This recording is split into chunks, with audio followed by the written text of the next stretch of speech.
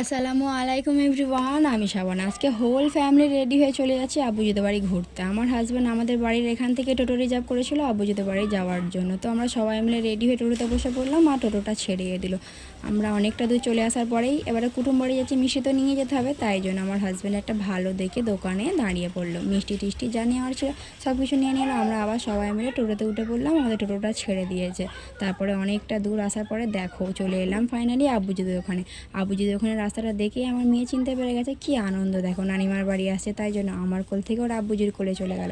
আমার আম্মুজিদের ওখানে কল ঢুকছে, তাই জন্য রাস্তাটা দেখো কি অবস্থা। এই সরু রাস্তা পার হয়ে আমরা চলে গেলাম আব্বুজিদের বাড়িতে। আমরা যেতে না যেতেই আমার আম্মুজি আমাদের জন্য লস্যি করেছিল। এই গরমের লস্যিটা খেলে একটু ভালো লাগবে, তাই জন্য সব খাওয়া দাওয়া কমপ্লিট করলাম। আর নৌঝাড়া পিঠে করেছে, তাছাড়া অনেক রেসিপি করেছিল। সব কিছু খেয়ে নিয়ে আমার ড্রেসটাকে চেঞ্জ করে নিলাম। তারপরে আম্মুজিদের গাছের আমটা আমার হাজব্যান্ডকে দিতে গেছি, দেখো আমাকে বল ছুঁড়ে কেমন মারছে। তারপর দুপুরের খাওয়া দাওয়া কমপ্লিট করে নিলাম। দুপুরে অনেক রকম রেসিপি ছিল, সব কিছু আর বলতে পারলাম না। বিকালের দিকে আমরা ঘুরতে যাচ্ছি। আমরা ঘুরতে যাই, তোমরা আমার চ্যানেলটাকে সাবস্ক্রাইব করে দিও।